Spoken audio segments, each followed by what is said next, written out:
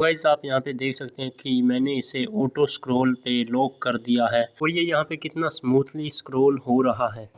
तो गाइस आप भी कुछ इस तरह से ऑटो स्क्रॉल ऑन कर सकते हैं आप अपने टर्मिनल में, अपने काली लाइनक्स में।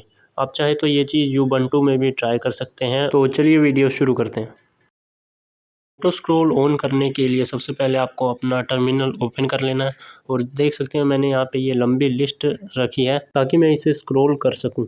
तो स्क्रॉल करने के लिए आपको यहाँ पे ये चीज़ दिख रहा होगा, ये देखिए। आपको इस पर क्लिक करके रखना है 3 सेकंड तक।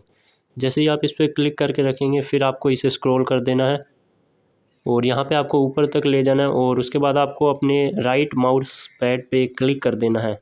जो उसका माउस पैड का राइट बटन होता है या फिर माउस में राइट बटन होता है, आपको उस पर क्लिक कर देना है और ये हमारा लॉक हो जाएगा।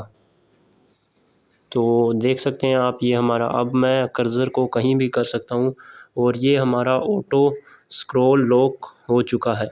जैसा कि आप देख सकते हैं मैं यहाँ पे माउस को किधर भी कर सकता हूँ। कर्सर को देखिए, मेरा यहाँ पे अब कर्सर एक ही जगह है और अब मैं इसे कहीं भी मूव भी कर सकता हूँ। और इस पे स्टॉप करने के लिए आप इसे कहीं पे भी क्लिक कर सकते हैं, ये हमारा स्टॉप हो जाएगा। तो एक बार फिर मैं आपको दिखाता हूँ।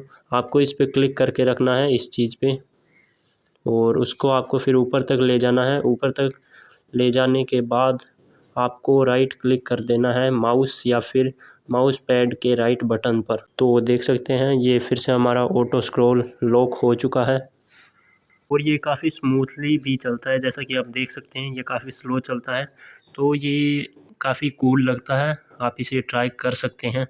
तो एक बारी मैं आपको फिर से बता देता हूँ कि ऑटो स्क्रॉल ऑन करने के लिए आपको इस स्क्रॉलिंग चीज़ पे क्लिक करके रखना है तब तक जब तक कि वो ब्लू नहीं हो जाता। फिर आपको इसे ऊपर लेके जाना है और फिर आपको राइट क्लिक कर देना है अपने माउस या माउस पैड के बटन पर।